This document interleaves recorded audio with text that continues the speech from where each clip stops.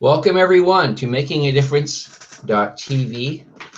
I have a new guest on, first time on the network, although I have interviewed him on my radio show, I Am Nature, when I used to be with Revolution Radio. His name is David Dene.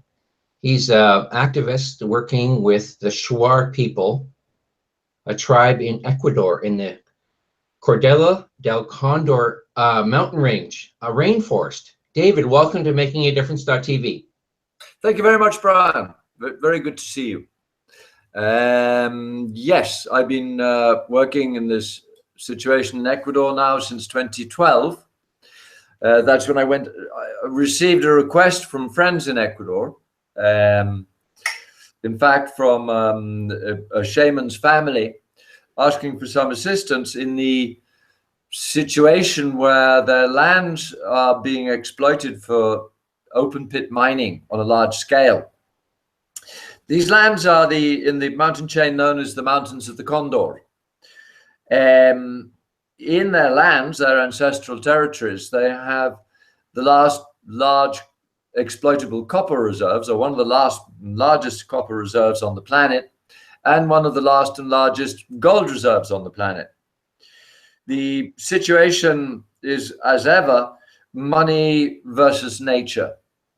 And this situation, money is Chinese money, and it's billions of dollars. It's around about $14 billion, which the Ecuadorian government need to be able to repay to the Chinese government. The companies involved in the mining are Chinese Railways and Tonglin CRC, which is a massive Chinese state-owned building company. Okay, David, let's start at the beginning. Tell me what you've done. I know you've done a lot of work with the UN. I know you've been there. Sort of give us a bit of a history of the sorts of initiatives you've tried, the sort of advocacy you've tried to get this mining stopped or stop the disruption to their beautiful rainforest. Yeah. Well, my first action was to gather as much information as possible, and I got a lead into eTech International, which are an international firm employed by the EPA of America to look at mining projects with a view to their environmental impact, and basically, is this a safe mine? I contacted their representative in Quito, Lupita, who I've invited to join our conversation, and she furnished me with hydrological maps of the area set forth in the environmental impact assessment. I spent 3 months in the jungle and in Quito, in Ecuador, so that I could understand the situation within the lands of the Shuar. I actually stayed in the Shuar village. How many Shuar are there, David? How many Shuar people are there?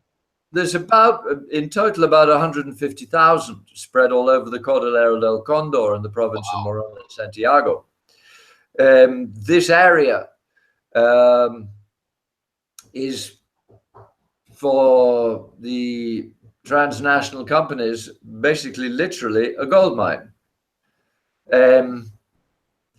They're facing an ethnocide. The present situation is that there are 70 men hiding in the jungle being criminalized for dissent, basically, for saying to the government, no, these are our lands and we wish to protect our lands. So what happened back in November was that the military moved in with 300 military and a couple of tanks and helicopters. 2016, November 2016. Yeah, that's right. That's right. And they moved 20 families off land at a small village called Nankins, which is where they want to open a copper and gold mine, the open pit. The Shuar reoccupied their land with these 24 families, and then were removed with these 300 military and police and helicopters, gunships, the whole movie. Unbelievable show forced by the government against basically unarmed Shuar people. And They never signed a treaty with the government ever in the history of their nation, right? They've always remained independent. Yeah, they were never colonized by the Mayans or the Aztecs or the Spanish, for that matter. They were always free on their ancestral territories. In the 1960s, there was the first colonization when the land was declared wasteland, and then colonized by mixed blood people and poor people, basically. This was all in part and parcel of the war, territorial war going on for territory which was either Ecuadorian territory or Peruvian territory. This is in Wikipedia, it's known as the longest territorial struggle in the history of the world, more or less, from 1825 right the way up to present time. So in 1960s was the first colonization to bring people in to occupy the territory, to say this is Ecuadorian territory. Then we moved up into the 80s and 90s, where we find there's gold, there's copper, there's molybdenum, there's many minerals there, including uranium, which the Ecuadorian government wished to exploit for cash value.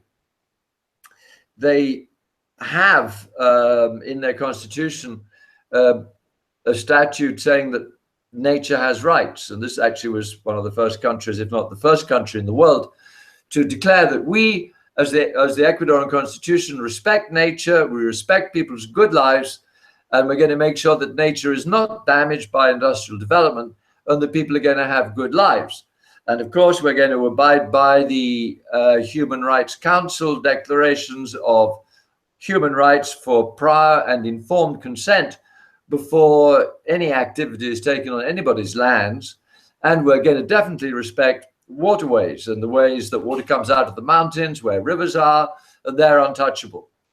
In this case, we have 420 sources of water which will be damaged, and we have people being dispossessed of their lands by massive military force. In November, in Nankin, there was... So, David, I just want to ask you a question. They've got these powerful rights of nature, I don't know, what do you call them, directives, treaties, provisions in their constitution. Yeah. I know that Beto Ruz, a friend of mine, and his wife were actually pivotal in making this happen back in the, how old is this constitution? Maybe 10, 15 years old? 2008. It was 2008. It's that recent. Okay. Yes, it is. Yeah. Okay. So, I mean, aren't there lawyers? Aren't there people like constitutional lawyers helping them fight this? Yes. Yes. What we did is we set up an international petition, which worked through America and here in Europe. We used ABAS, asking or demanding that the Constitutional Court upholds its own constitution in the case of the Parador mine. I linked in with the Global Alliance for the Rights of Nature in California, then sent the signatures over to Robin Milan, who is the administrator for that organization covering the world. Yeah, I know her. You know her, great. And then we sent to Natty Green, who is a lawyer in Ecuador, who presented these to the Constitutional Court, and they still refused to take on the case initially. And then they did take the case, and they gave, for the rights of nature, 15 minutes and 45 minutes for the mining company, and decided that mining was basically okay. There was a rights of nature case in Ecuador, which year was it? Before 2010, I think it was, where the rights of nature were granted, and the river down in southeastern Ecuador needed to be restored to its prime condition after massive road building and damaging of the waterway. In Ecuador, there's a judicial system whereby a judge can be declared to have made a bad decision and to be removed from his or her post. So judges were informed that it was a bad idea to take on rights of nature cases, and they can be removed from office by taking on cases which the government disapproves of. So that's the bottom line.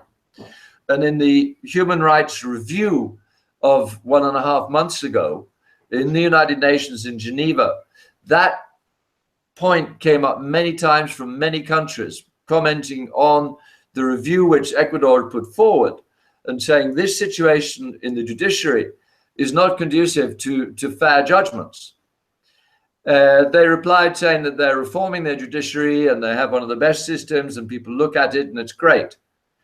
So they were basically saying, no, dissent is not criminalized. The rights of nature are enforced and so is the good life. Whereas we I count myself as we, the people fighting for their good life and their nature, are criminalized. So in the case of Nankin, when we had this massive invasion, one policeman was shot. Now, when we look at newspaper reports from this one, we find that the caliber bullet which shot him could not have come from any Shuar gun because Shuar don't have guns like that. But the military then... Is that a village, Nankins, you said? Yeah, Nankins, yeah. That's a village on Shuar territory? Yeah, that's ancestral Shuar territory, and it was taken over by the mining company to set up a base camp for their mining operations. So the Shuar moved back in again and said, look, this has got to stop. This is our territorial land. We have it. It's here. It's qualified. You do not have prior informed consent from us to do what you're doing. And you have no right to destroy our livelihood of water.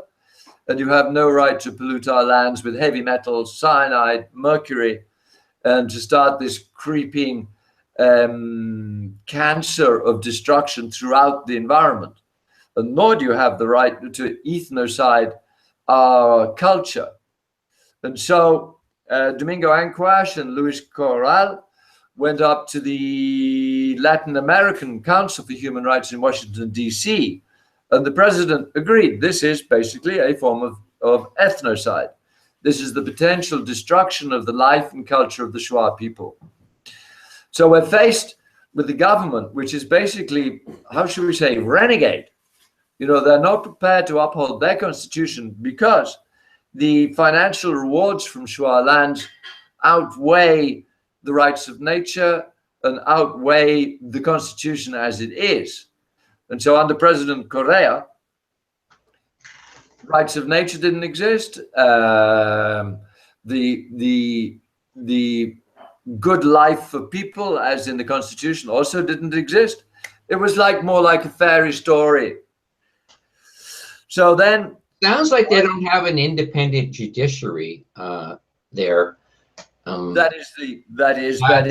You know, ideally, we're supposed to have a democracy where you vote people in. Then you're supposed to have a judiciary, and then you're supposed to have a government and executive. You know, Canada. You know, we have a fairly independent judiciary at the top level. They will do things. I'll tell you one thing. This is a model law that I think all nations should adopt. It's not in the Constitution, but it's through the Environmental Ministry in the province of Quebec. They have a law, private or public lands cannot disrupt the edge of a stream or a lake within 10 meters. Yeah. Period. No exceptions other than maybe for some mining areas. I don't know if I'm sure there are some exceptions. But it generally preserves the water there to a tremendous amount. I'm sure there's a little bit of mining going on in Quebec. I know that they've outlawed uranium mining, but this is a law that would be very effective in this situation. There's no way. I mean, they can allow this sort of. We're getting a bit of an echo. Yeah, we are. Is somebody else listening on another computer? No, the other computers are off. I think. Oh, okay. I can check. If that echo continues, then I'll do a look around, make sure everything's off. Yeah, it's not too bad. But it's an excellent law, and I've been telling the rights of nature people to look at trying to, instead of trying to create something through the UN, just go to individual constituencies like states and provinces and say, hey, this is a good law. I mean, let's stop disrupting, because when you disrupt the edge of a stream or a lake, it has huge impacts on the bird species, the fish species, the frogs. I mean, everything that sustains the ecosystem. So I think it's a great law. And it's I think it's pretty novel. I don't know of any other jurisdiction that has this law, and it's enforced.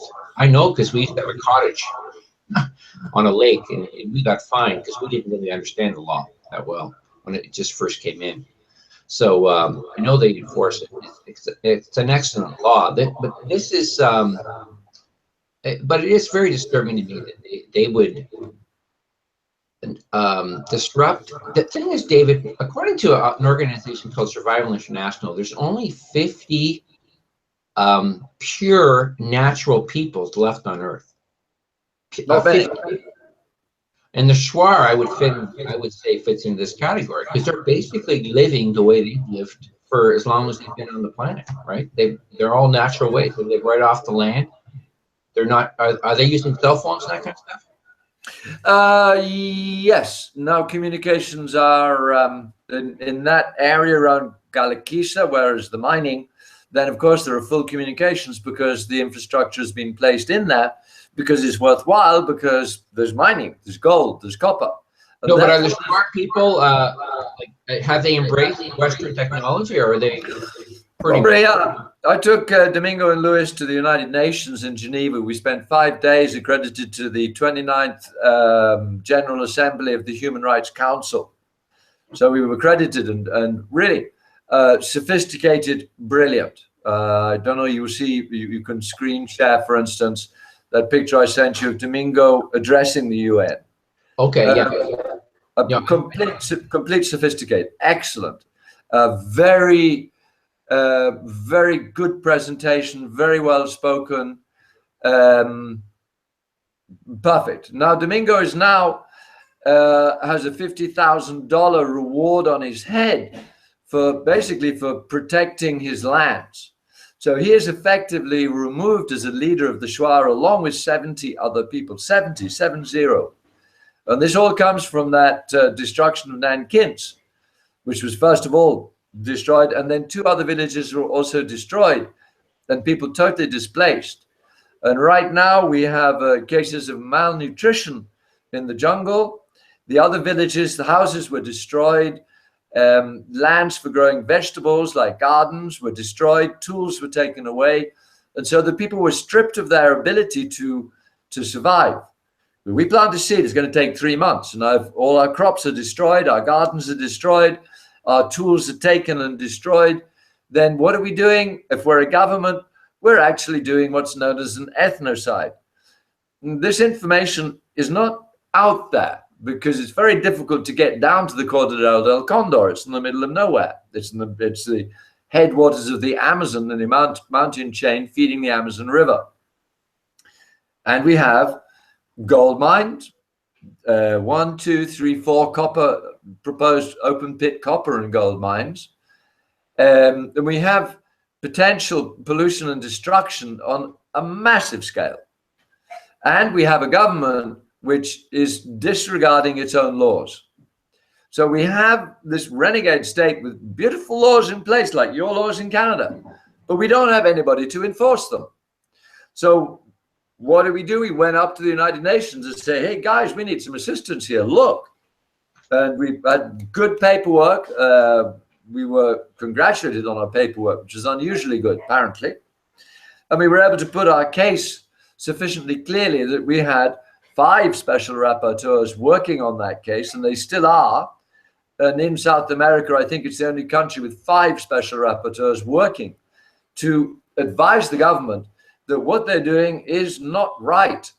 It is morally indefensible to actually start to destroy the culture of a tribe and their lands without prior and informed consent, and with no regard to the impacts that this mine is going to have on the culture of the Shuar people and on the environment surrounding the Cordillera del Condor, which incidentally is listed under Conservation International as one of the mega hotspots of biodiversity on planet Earth.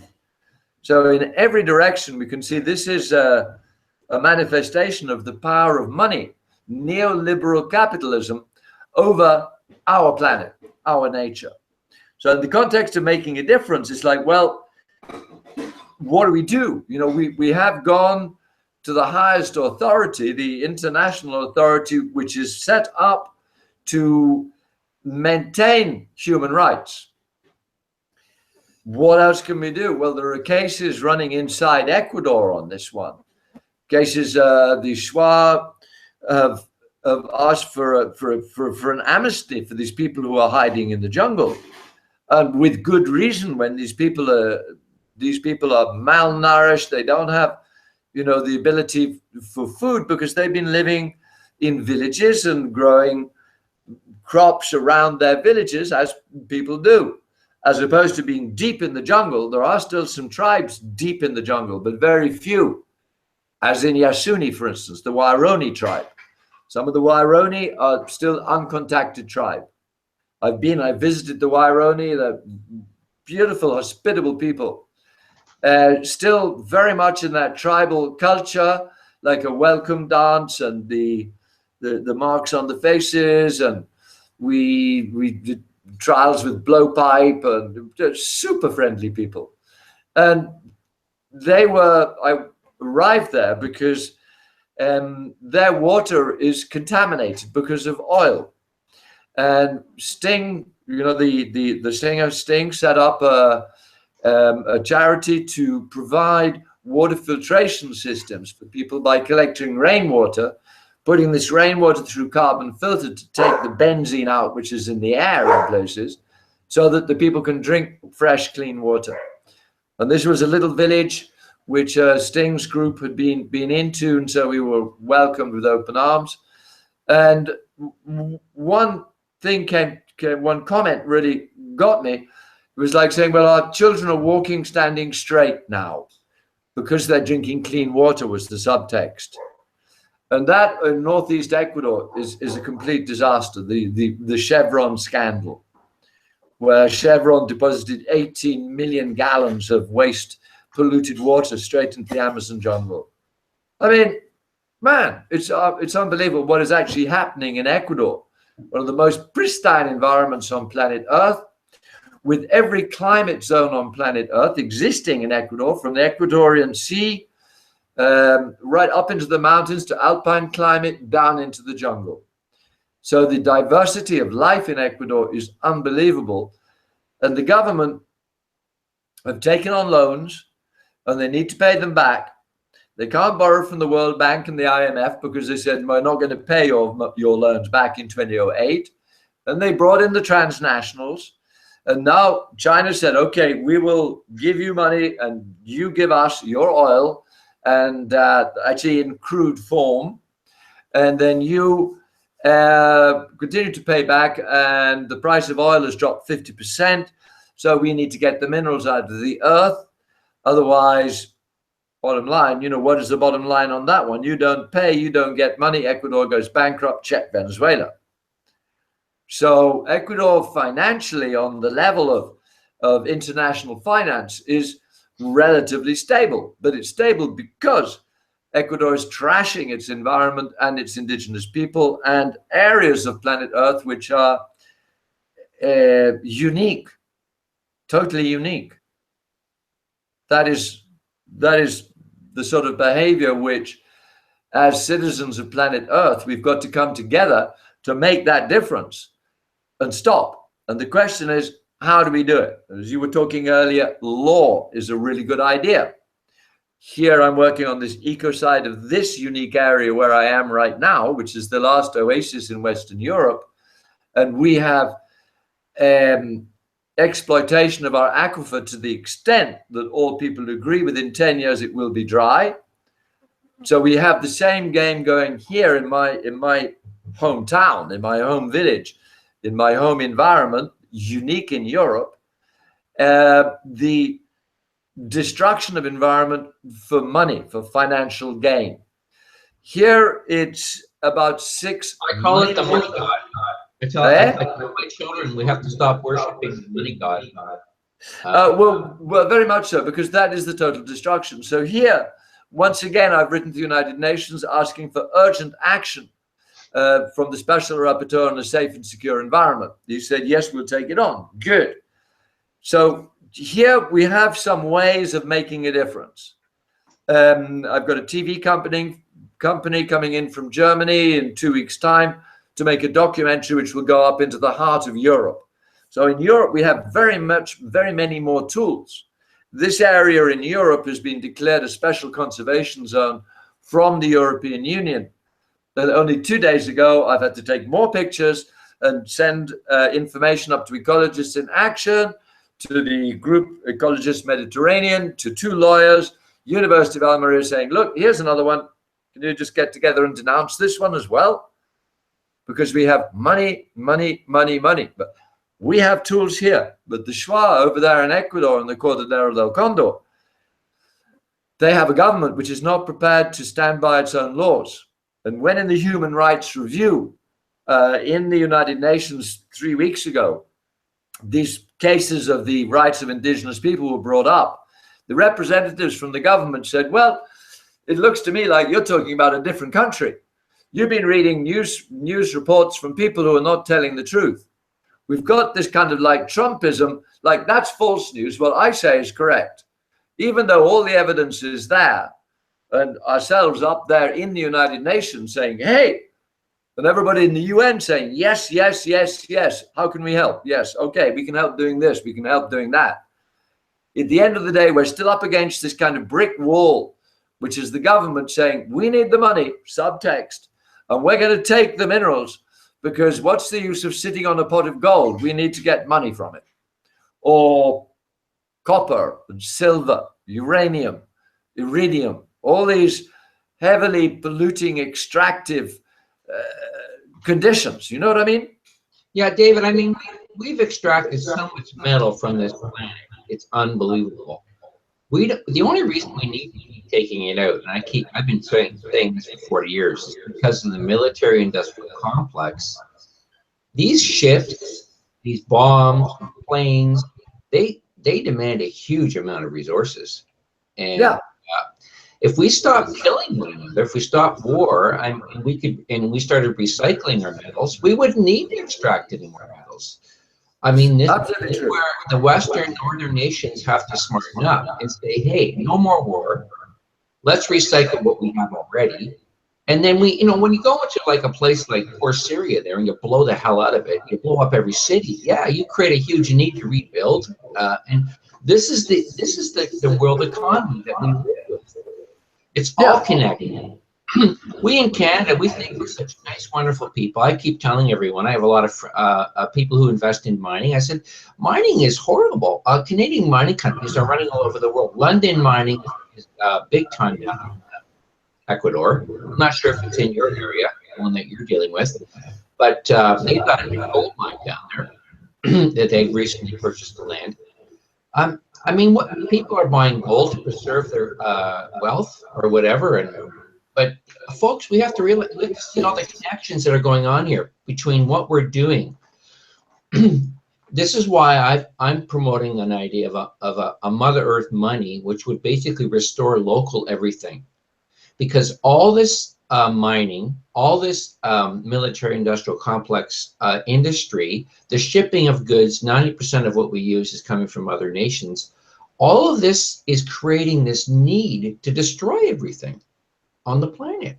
Whereas if we did things locally, we created sustenance, we eliminated scarcity all over the planet, because we all know scarcity is created by not doing things locally, because we're shipping everything or we're kicking people off their own lands, which is exactly what's happening where you are.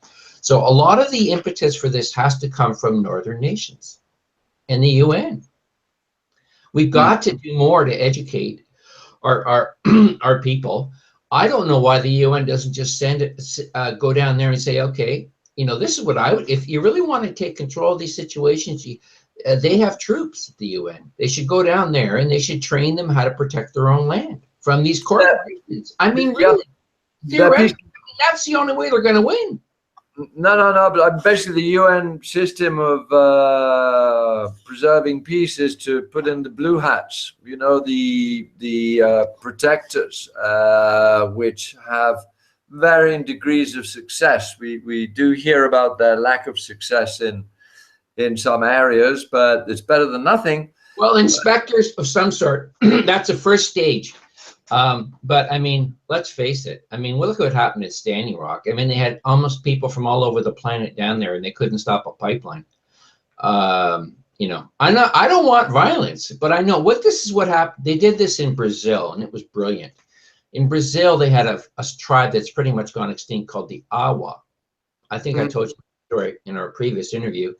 And they finally, after a horrible tragedy happened, what they did is they used to burn them outright, burn out their forests, so they could take the land and convert it to cattle grazing.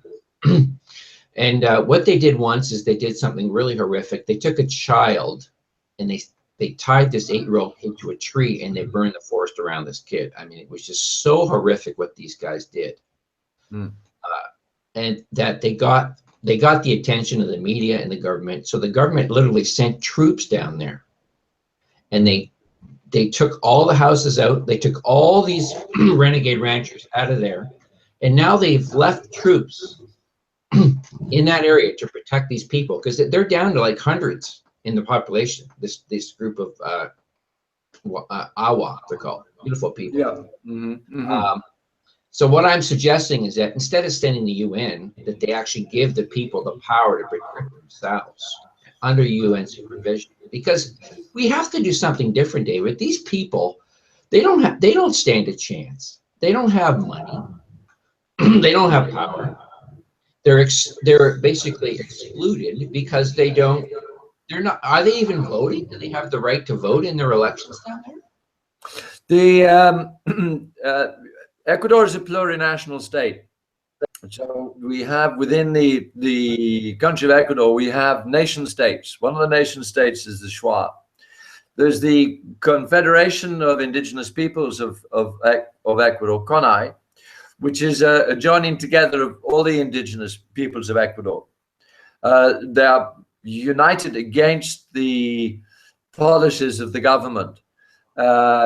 And yes, there have been manifestations or demonstrations, in Quito, with CONAI pulling together and saying, hey, this is totally against the Constitution, what you're doing. Lots of legal words and action going on there. And the government basically saying that this is a threat to the peace of our nation, and therefore you're criminalized, as we would criminalize terrorists. And these people, what they're doing is protecting their lands and their future, for their future generations and their nature, and they're criminalized. So we've got.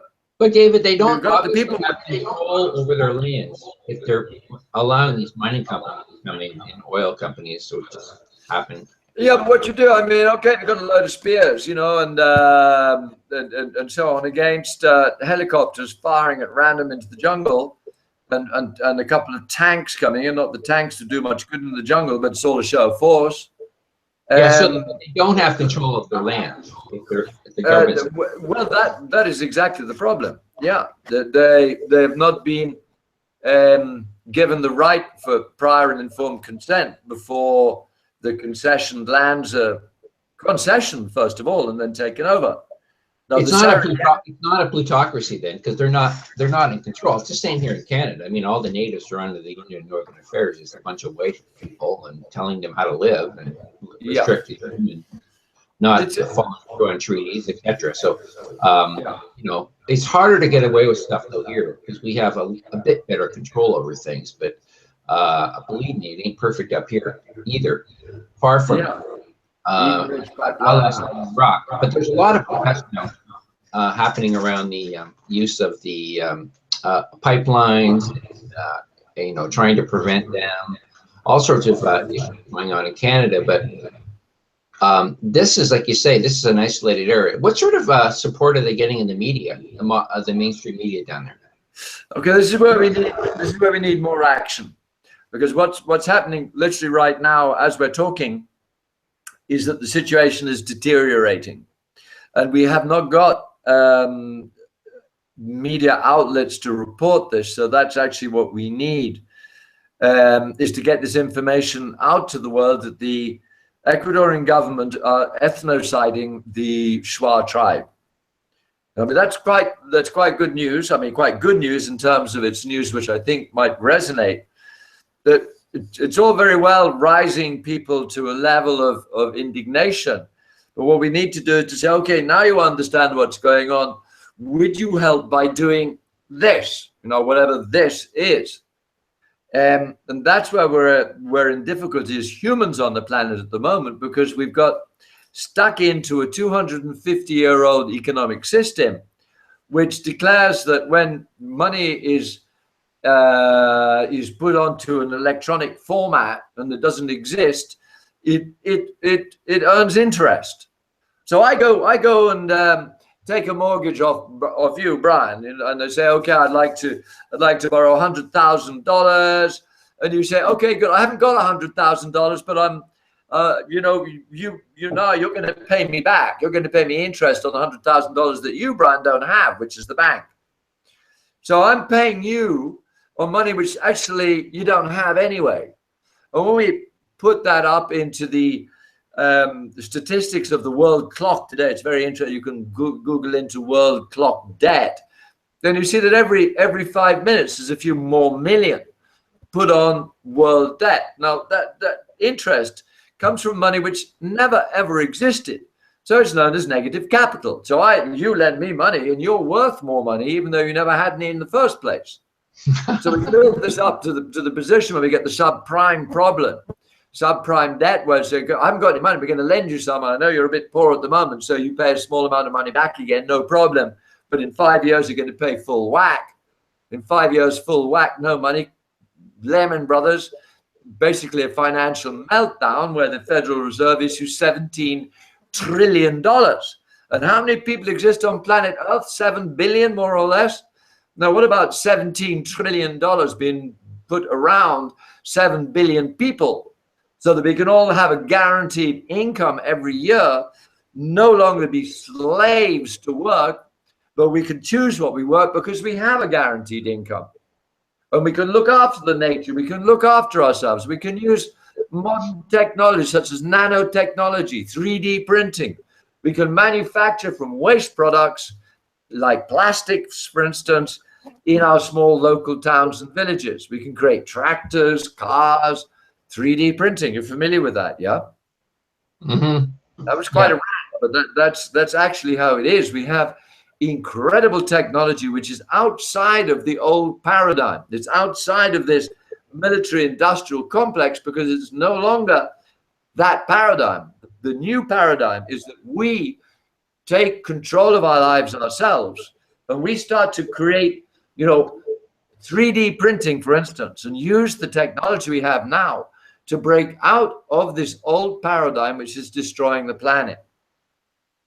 And the grassroots of this are growing everywhere. I keep listening into the new technology type news with Tesla, with Elon Musk.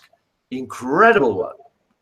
And it's these initiatives where we have somebody with the power and the money of Elon Musk with his Tesla work to create the new paradigm and a new reality which people can actually understand and start to latch into and saying, we demand. And so it comes down to the power of the people in our democracies, which are beginning to fail as democracies, for us to stand up and say that we demand. In our case, I'm proposing that we create a law for the Junta de Andalucía, put together by the people, to say prohibition of super-intensive almonds and olives in the semi-arid zone of Almeria province. And so what we do within the Spanish constitution here, we are enabled to create law. So it's bold, it's big-faced, but it's like a new way of going at an old problem. We, the citizens, have got to take responsibility for what's happening around us. But David, I mean, it's basic common sense. You don't put in a desert.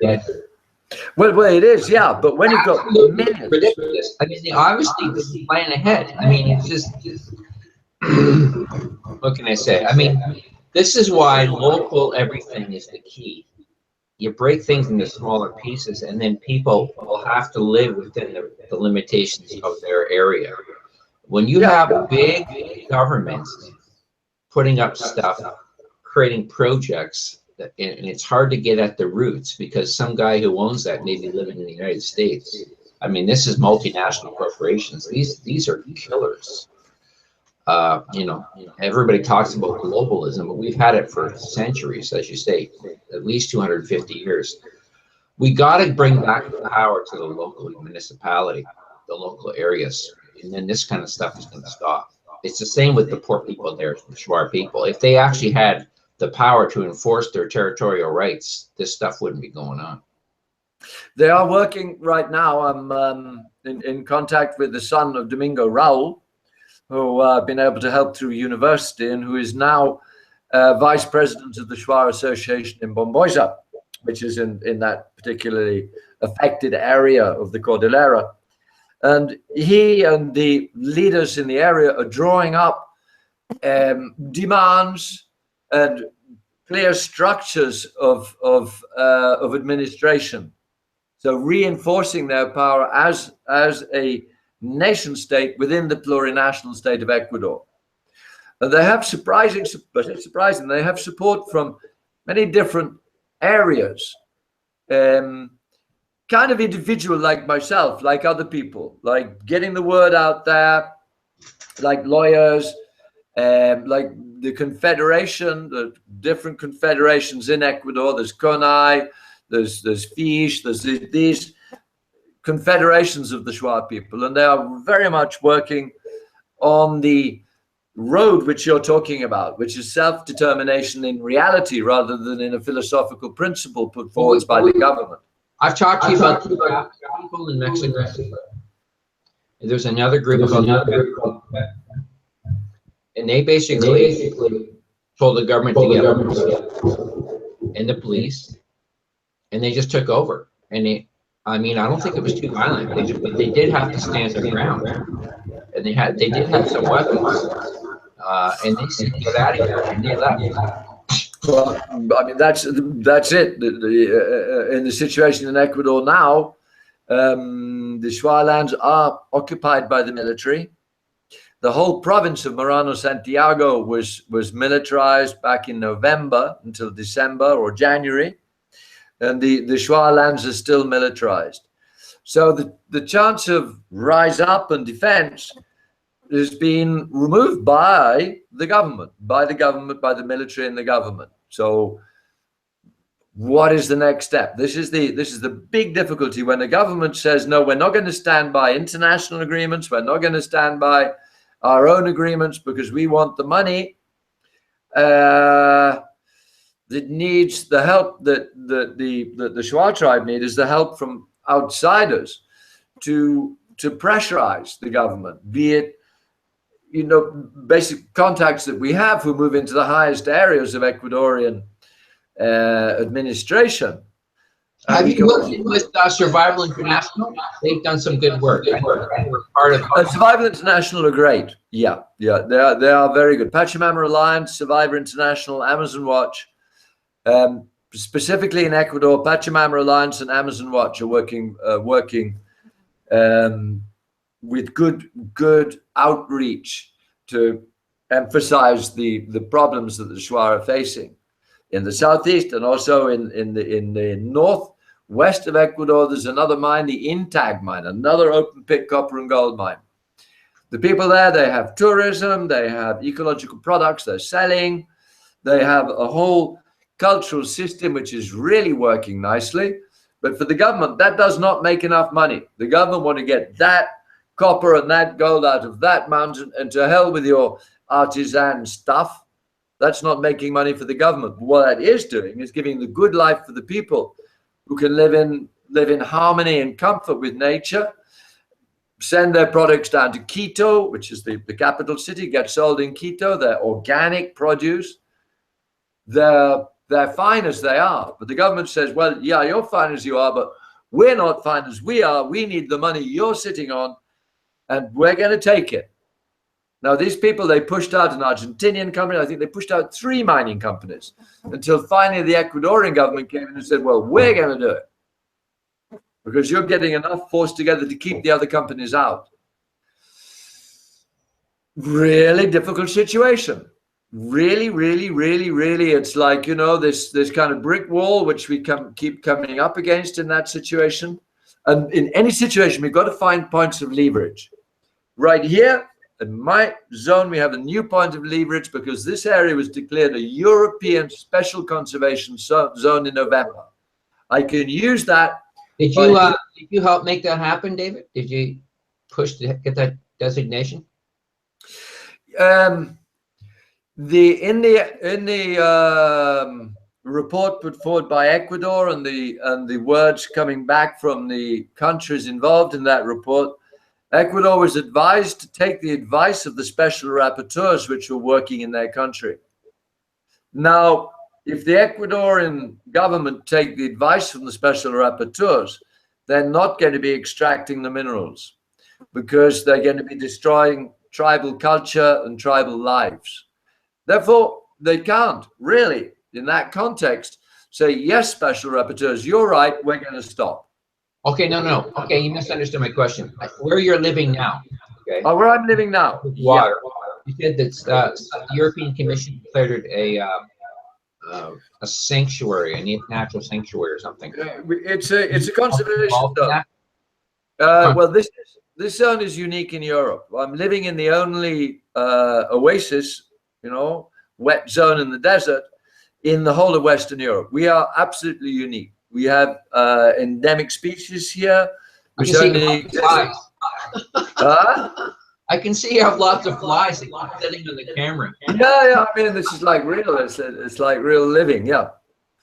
And as such, we have some of the highest protections in Europe. And because it's not just the nation of Spain, because Spain is a member of the European Union, we can bring some pressure from the European Union to preserve this area of special conservation. For the United Nations, I use them because they can leverage the Spanish government saying, hey guys, you're not in conformity with the human rights of a safe and secure environment, and these people are in danger of being displaced because of agricultural infrastructure, agricultural industry. We are off grid. We rely on the water. When there is no water, there is no life. Being off grid as a human is kind of a nice liberating experience. Our own electricity, our own water in, water out. Yeah, David lives in a actually get into that. Yeah, I mean, this is it's like a village anywhere else on the planet. The fact is that we're not connected to any mains supplies, as we call them. You know, we're not supplied to networks. You're not on the grid. Not on the grid. For this internet connection, for instance, we have up on the mountain a solar-powered relay. I've put up there a solar panel, a battery to take in the power from the solar panel, and then that goes out to Next Communications and powers up their system of receiving and transmitting a signal broadband down to us here in the valley. So this connection is part of being totally off grid. So we have a sense of freedom, which is great. That's the way we all should be. And then when we get resources from others. That's basically how you live. Yeah, that's right. I mean, we get to a level of reality, what is possible and what isn't possible. And when we're off grid, it means that we need to maintain our own systems. We're not going to pick up a telephone and say, hey, public utility, save us, because public utility doesn't exist. We are the public utility, and we are the private utility who, when we have a breakdown in a 1 kilometer long water supply line, you know, we go out there and we fix it and we dig it as a community.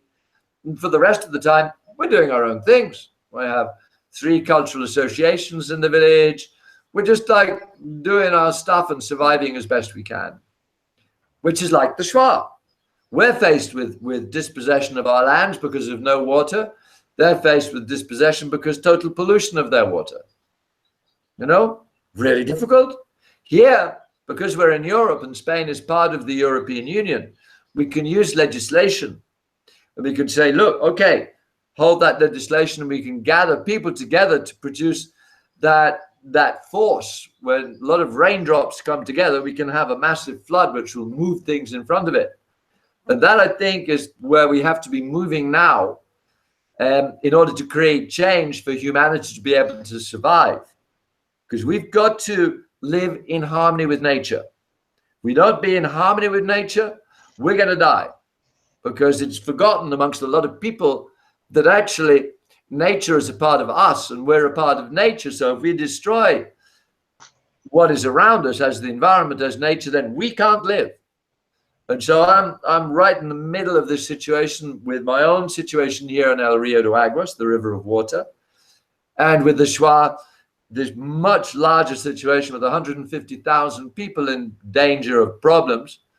And actually saying that, we've got about 8,000 people minimum reliant on this aquifer, which is looking like, unless things change, could be dry in 5 years. And this goes back to the Romans, right? They actually carved out the mountain to bring the water. Yeah, the mineral deposits here are very unusual. We're living in the second largest deposit of selenite or gypsum rock on planet Earth, with very high quality, very high quality. That's a good enough word. And the Romans would carve this out of the mountains and use this gypsum rock as glass, because it's transparent. And so for the wealthy people's homes, this gypsum from this valley would be taken out in slices and they got down and put in the windows. And so back there 2,000 years ago, it was important to have water coming into the valley here so people could water their gardens and so on. And so they carved in the rock tunnels, which are about 100, 150 meters long, plus another 30 meters going in to the mountain. And we've been working and cleaning out these tunnels over the last couple of years to make sure that water keeps flowing. Because the water coming from the outside, from the spring, last year completely dried out. So the only way we could get water to the village was by working, cleaning out those ancient tunnels, and the water now flows back through the village. And the line is overall about a kilometer long. That's our survival game. Now, when the aquifer dries up, oopsie, we don't have any. You know, and there's this village here. We're at the source of the little river called El Rio de Aguas, the river of water, because it's never dried up. The next village is down. They're dying. They're dying because there's no water, and then there's no chance to grow crops. There's no chance for people to live. There's no gardens because there's no water. There's no life, and therefore the young people go first, then the other people go, then the village is dead.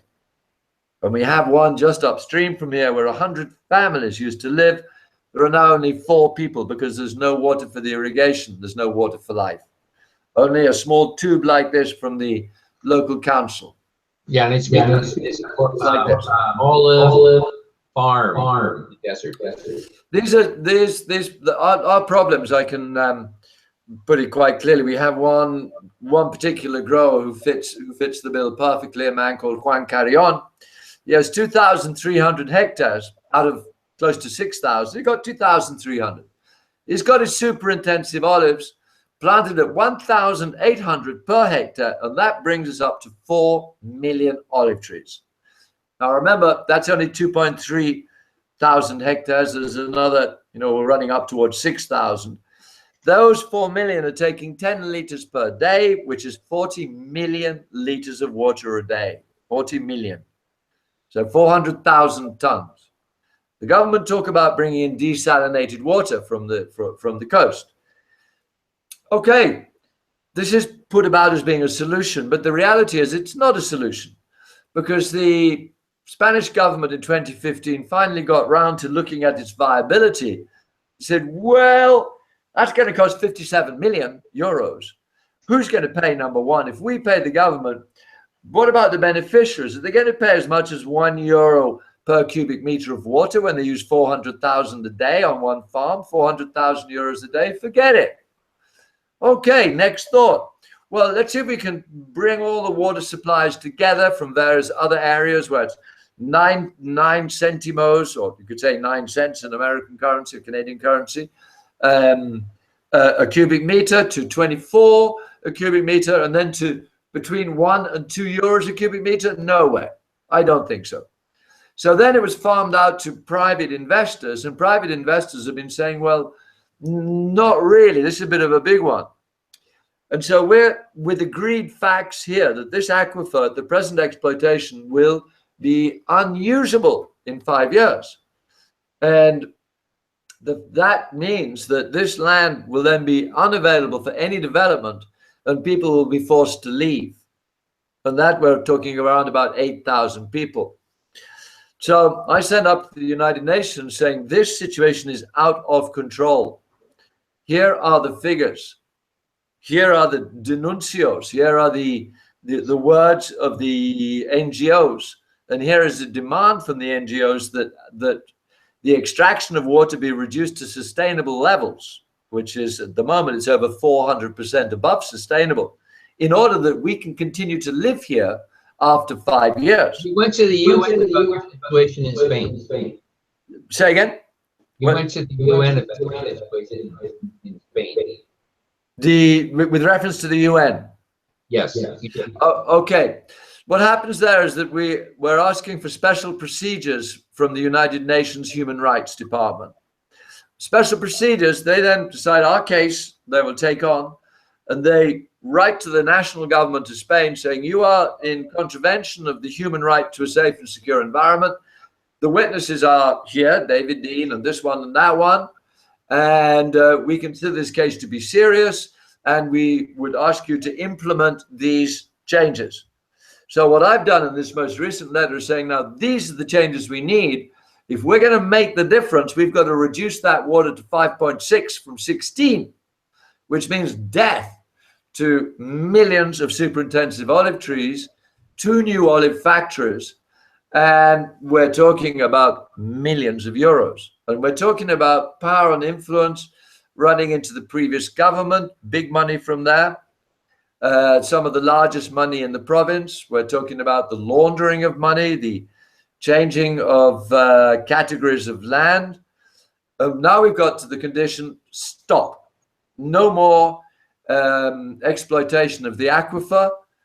Question, let's have some details on the extraction occurring at the moment. Answer, well, we don't really know. Okay, administration, have you got any plans for restoring this aquifer to good condition by 2027, agreed by the European Union? Well, actually, no, we're going to extend that. We've had an agreement to extend it to past 2027. Now, okay, it's 2017 now. Looks like being dry by 18, 19, 21, by 2022. We don't need to extend it. So we're at that kind of point now, exactly as I'm speaking now, of ramming that one home and saying we have got to have change now. So we here are in that position, and I'm looking to rise up the citizenship to say, unless we do something, we're finished. And people are now really beginning to understand. I thought you already had the European government on your side. The EU. Yeah, we have 2 European MEPs. Incidentally, I wrote to 54 of them, all our Spanish MEPs. I worked with... What's an MEP? Members of the European Parliament. MEP, okay. Yeah, members of the European Parliament. We have the European Union structure of members of the national parliaments, and then sent by the national government a European member of the European Parliament. So we have 54 of them here in Spain. And I worked with End Ecocide in the world. They're a brilliant group. They were super helpful. And I got, they sent out through their MailChimp to all those 54 Spanish MEPs. And I said, I'm going to be in Brussels on Tuesday between 2 and 4. Love to meet you. 54 people, because I knew we wouldn't get many responses. We got 2. One was Francisco Marcelici. He put a question into the European Parliament. One was Angela Velina, and she put our request into the Petitions Commission of the European Union. Results from both, from the Parliament, like, well, we don't know what to do, but we know this is something going on, and so we need more facts. So kind of we take the responsibility away. From the Petitions Commission, it was, yes, you're right. This is we now know of this situation. We will write to the Andalusian government. which they've done. So then we got a report on the area, a nice big thick booklet, which really basically showed that the management was minimal. The future for endemic species and protected species very much not favorable, unfavorable. So my friend Ian, working for New Environmentalist, wrote a report on that report, and I sent both these reports up to the commission saying, look, and I noticed that in the report from the Medio Ambiente, from the Department of the Environment, there is not a mention of 4 million olive trees. Therefore, they consider they don't exist and are not relevant. And also I note that they say the flow of the river is between 45 and 75 liters per second, whereas we have information from Jose Maria Calafora from Almería University, it is down to 3.2. Therefore, the European Parliament, don't you think that's kind of dangerous? They say back, we don't know what is enough. So a drop from 45 to 3.2, okay. we kind of let that one go. That sounds pretty significant. Yeah, I mean, man, you know, and it becomes more clear every year because local farmers are also out of water. Local villages have drinking water delivered by truck. In Sorbas, the local town, the truck comes around every Tuesday. So people take out their bottles and fill up their bottles with drinking water from a big tanker. I mean, man, we're in Western Europe. You know, this looks like China or India or something. You know, people coming out on the streets with their 5-liter containers to fill up with water because there's no drinkable water in the towns and the villages. Amazing. Plantations stop. Do you think it's going to grow, or are they limited? Well, just what's happening outside of our valley here, it looks like people are still looking to create more and more and more. And we're seeing more super intensive plantations coming up. My job just recently has been going out there and saying, hey, look at this picture, you know, just recently on 2 occasions, and saying, well, we've got to protect ourselves. So I've got to tell you what's going on so that you can come and look and say, okay, that's wrong. We've got one case in the prosecutor's office in Almería. And this present case, I was just talking to the Department of Environment Administration this morning, saying, hey, look, go and look at that one. You know, the area of land is Poligno 50 and the parcel is 52, and it's just out there, and it's just over there. I think you're going to catch these guys red-handed. So would you give us a hand, mate? That's how it is. This is the Wild West. This is where spaghetti westerns were made. You know, the good, the bad, and the ugly. This is the territory. And it's still a little bit like that. The people think, well, okay, take some money, shut your mouth, that's fine. You need some more money? Okay, take more money and keep that mouth shut, otherwise we're going to hammer you. That's it. So, and then the Shuar territories, the government. I mean, it's really above everything when the government says, hey, we're going to disregard our laws, our constitution, because we want the money. No, you are the indigenous people. As far as we're concerned, you're actually not of any value. You know, there's no economic value in having indigenous people living on land which is full of gold and copper and silver, for instance. I mean, for actuality, that's exactly how it looks. The money is more important than the nature. Yeah, it comes back to complete changing what we value species. Yeah. There's no other way around it. We have to reassess our priorities. I'm not sure I mentioned. Whoa, you are, yeah. Yeah. Massive paradigm shift. That's what we need. We've got to have this. You know what I mean by paradigm shift? Oh, absolutely. Change this framework. Change our priority. Yeah, well, a whole framework of thinking, a whole philosophical structure. You know, to realize that, hey, actually, we're a part of nature. We're not separate. You know, unless we get that, we're not going to survive much longer, because we've got massive problems on our planet, specifically up in the Arctic. And if we don't address those problems, we're going to be part of a degrading biosphere of planet Earth. And you think now in the last 50 years, the last 40 years, we've taken out 50% of our biodiversity, and people are still saying, oh, are we in a mass extinction? You're damn right we are. I mentioned this up 2-3 years ago at the UN when I brought this case up, saying, why do we need rights for nature? Check this 5-minute documentary which I put together about this here. But at the end of that, I said, hey, you know that we've destroyed 50% of the biosphere, of the species and flora and fauna in the last 40 years. What do you think is going to happen in the next 20 years? We need to be past righteous indignation and into action. You know, bravo, bravo. And, do you know what I mean? There's a lot of this and. So what are we going to do? So in this situation here, which is so brilliant, and what a privilege to have it, we have no room for any negative thinking because we haven't got any time. There's no point, there's no luxury of being able to wallow in being a victim. We haven't got time. We've got to say, we've got to do this, we've got to do this, we've got to do this. You know what I mean? How did it happen that the other village went under? Okay. Did they push hard enough? Well, local people, about 100 families living there.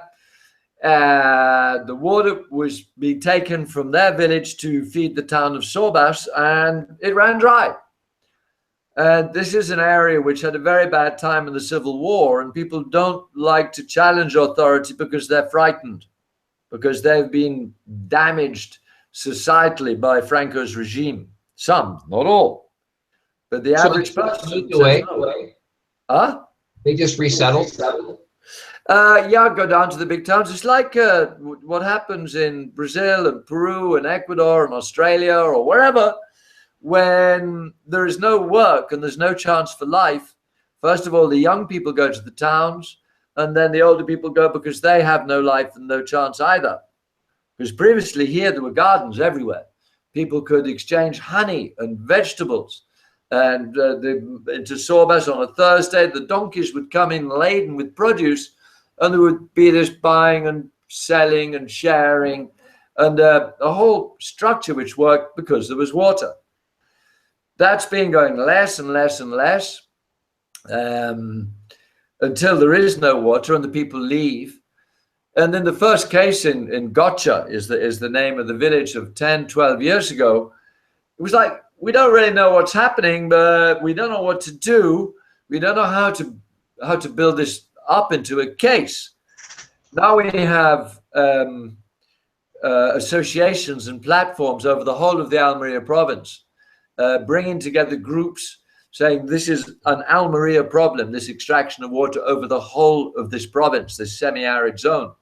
And in Vélez Rubio, Vélez Blanco, here, we have people in danger of losing their livelihoods and their homes because of over-extraction of water to grow thousands of hectares of lettuces, for instance, or whatever it is that our big supermarkets call for. One is Mercadona. They have thousands of hectares of overground cultivation. And to really cap this one, Brian, they demand their farmers or their lands are insured, and then they take the insurance companies employ airplanes to spray the clouds when it looks as though it's going to rain heavily. So we have desertification, we have massive underground exploitation of water, and we have destruction of the clouds. Well, this is called... Yeah. It's unbelievable, isn't it? Nearly unbelievable, and it's true. It's really modification. It's been going on for a long time, at least 50 years. Yeah. So we have denuncios against that. I'm hearing down the wire that this is going to be prohibited this year. There's more and more awareness that we're in serious trouble. I've been banging my drum for about 2 years now, and now people are really beginning to understand we have a very, very serious problem.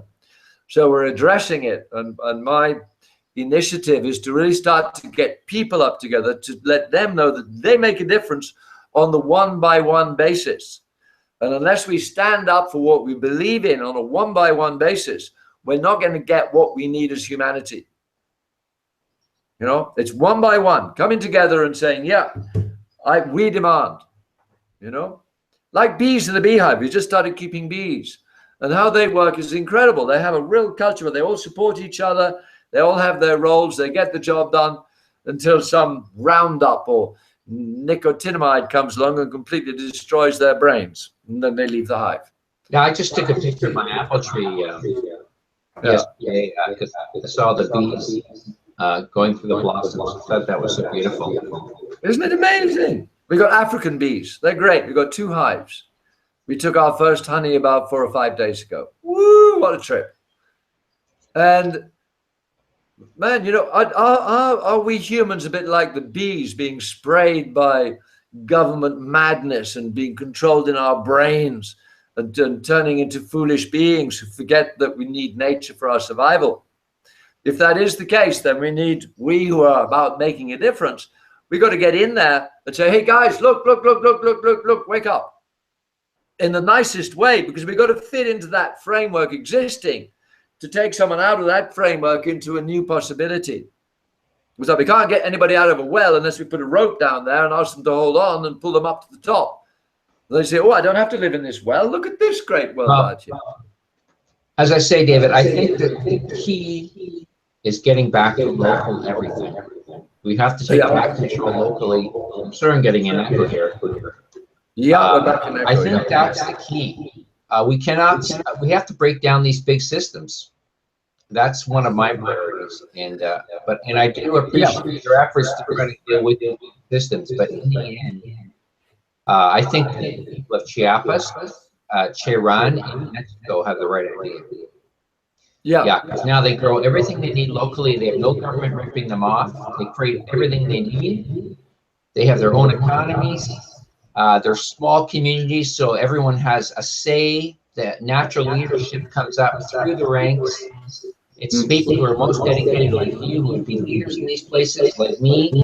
I spend every waking moment or most of my free time trying to help other people. I don't even know these people, because I realize that we have to get our act together on this planet. Yeah. We cannot take it for granted any longer. We're losing it. And you're the same. I mean, people, we have to create more and more us. But we have to have a model that's going to work, and local everything will work. 90% local, 10% outside of that. That's the model. We have to flip it. The model we have now has to be turned right upside down. Opposite. We need to have obviously some connections between communities, work together, but local decisions have to be made local. People have to all benefit, not just a few rich people. No. That's wrong. Yeah, I mean, we have the mechanisms through our Spanish Constitution are in place, and we have a draft law brought together by the Citizens Environmental Legal Defense Fund of America, Mary Margill, who is the director. She's written us a Bill of Rights for Sobas, which is our local town, a Bill of Rights for us as people and for the river to exist as rights of nature. But unfortunately, the mayor of Sobas is something of a criminal. It is really difficult. He's even been mentioned in the Spanish Parliament in Madrid as being something of a criminal. So this is like, and he's a lawyer, you know. You see, if you had control locally, you could vote him out. Well, yeah, but we have control locally. You don't have control, unfortunately. We have the network of control here, rather similar to what happens in any country which is poor, like southern Italy, for instance, where everybody's got a little bit in the pie. So we got 8 million olive trees. Now, there are lots of areas involved in that where people have got some funds in there from their pockets and their cousins and their cousins' cousins and so on. And so we have a controlled network coming from a few rich people affecting the whole of the population, which is small. People are really not willing to stick their heads up. Well, I saw the Medio Ambiente where they were just driving along. I was walking in the mountains today. They were just checking the parkland. I said, would you give me your name? And I said, yeah, okay. And I said, no, actually, I don't think that's a good idea to give you my name, because I don't want to be pinpointed as the one who said that piece there, because that piece there belongs to a man with a lot of money, power, and influence. And then starts to look at this over here, and it's like, we don't want that. But you see, Dave, the key is this: you are independent. You're not dependent on these rich people to live. They are. And you see, that's the key. We have to be independent, self-sufficient, off the grid before we can have the power to make our own decisions. And that's where your model, what you've done is brilliant. And this is what I promote. Small is beautiful community development everywhere, either on your own or, because if you're not independent of the powers that be, you cannot make your own decisions, because you're thinking, oh, how is that decision? How am I speaking out? How is my protest going to affect my ability to work? And I've lived in that community all my life. Government, you name it. Everybody's afraid to say what they really think because they don't want to lose their job or get a bad evaluation or whatever. And everyone's controlled by this grid, this money control grid. Right. It's exactly, okay, it's the same here in the desert as it is up there in Toronto and around and about, yeah. It's the same. It's the model worldwide.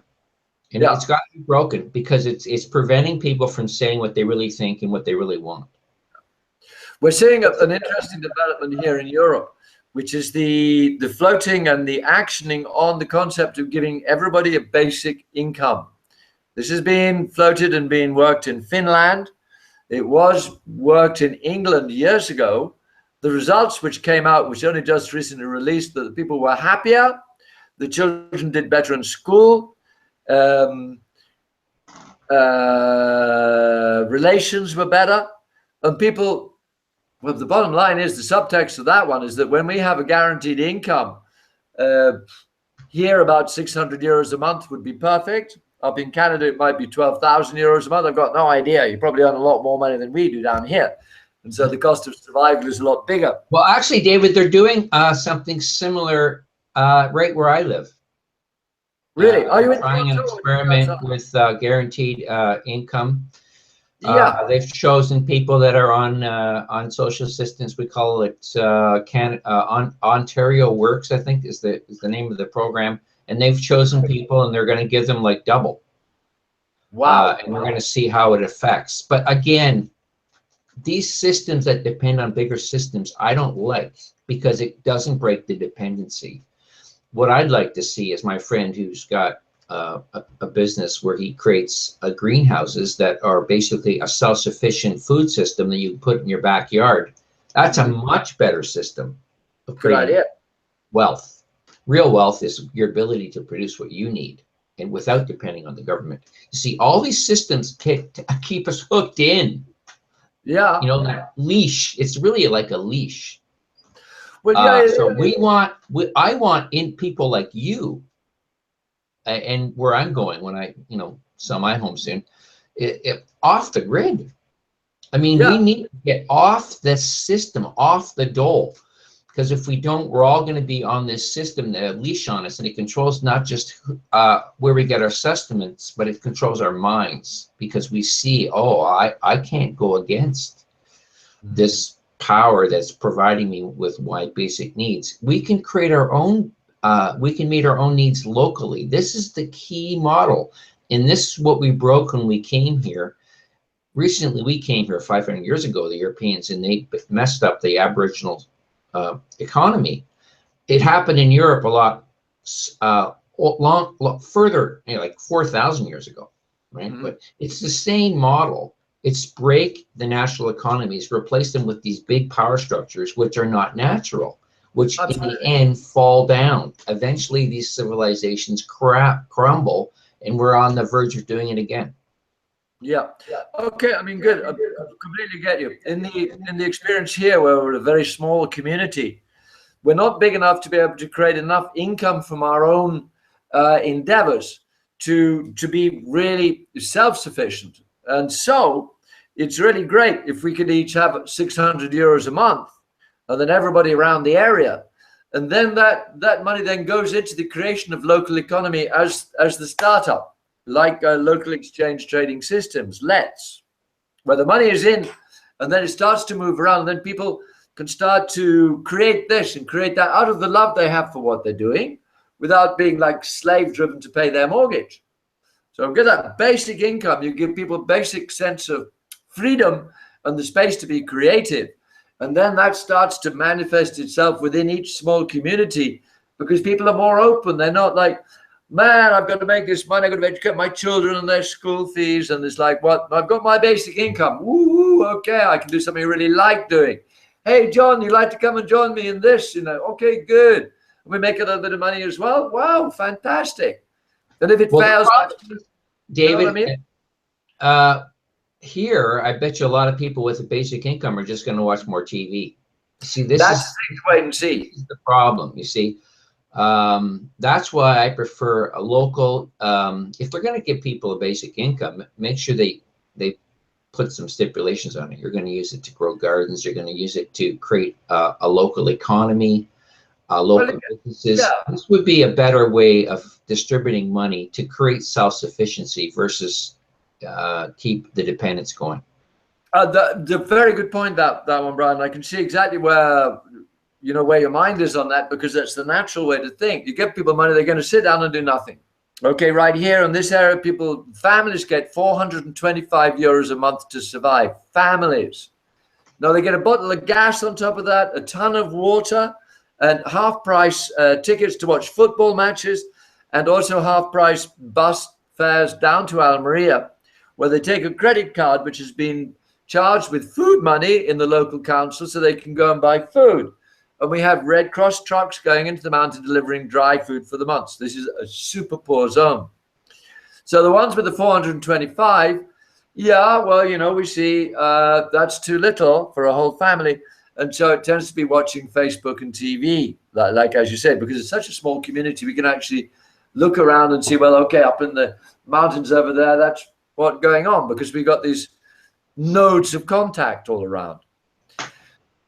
Change. If everybody has 600 in that family over the age of 18, well, actually we can move. We can do things. If I'm right down to 425 and there's mom, there's dad, there's the son who's had to leave his flat and his family because he can't afford to pay the mortgage. We've got this sucking in, which is what we've been talking about, is what we need, but we've got no ability in terms of buying seeds and vegetables and a plow or whatever to go back out again. And so the government continues to squeeze money out of the citizens here, and this austerity with 23% unemployment continues to suck money out in order to pay the debts to the European Union. In Ecuador, it's sucking the mineral wealth out of the mountains to pay back to China. Here at least it's okay. They're sucking the money out of the people of Spain to feed back to the European Union. The tentacles just keep growing and becoming more and more entangled. And the more we use shipping and we use these international systems, I mean, it's just going to kill everything, David. Yeah, and the great thing is it's changing. We don't even talk about, I don't know where these environmentalists are, but the amount of sulfur dioxide going into the oceans from shipping, 90,000 ships.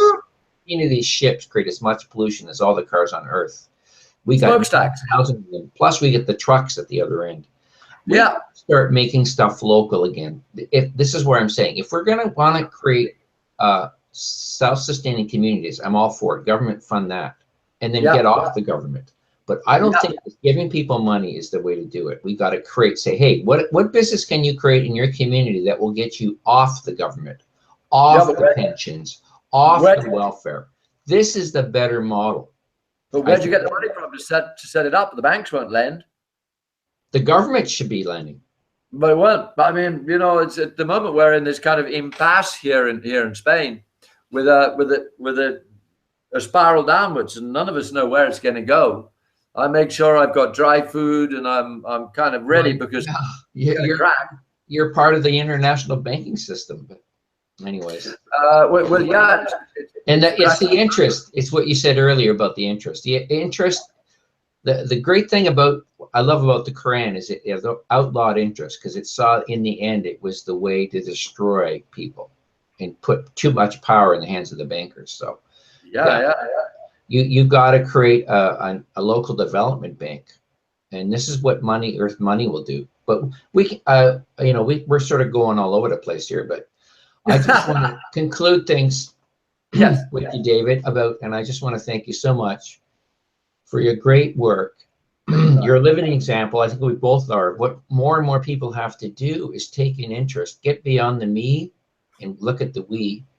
the bigger picture, what we're doing, how it affects not just you, but everything around you. We have to create systems that are sustainable at all levels. It sounds to me like you're doing a good job locally, and you're trying to help these other people, the Shuar people. Maybe next time we'll talk more about how to put pressure on changing that situation there, although it's tough. I mean, we live in Canada, you in Spain. But maybe we can talk about the organizations that are doing good to help them, like Survival International, like Pachamama Alliance, and these organizations. People can actually help fund them. And I just want to conclude the interview. It's getting a little long now. Okay. But maybe we'll do another one. I want people to know what you've done. I mean, you've made some huge sacrifices in your life, and I want people to know that the benefit is that you feel good about your life and what you've done. And that's the payment for helping others is that you feel good about your own life.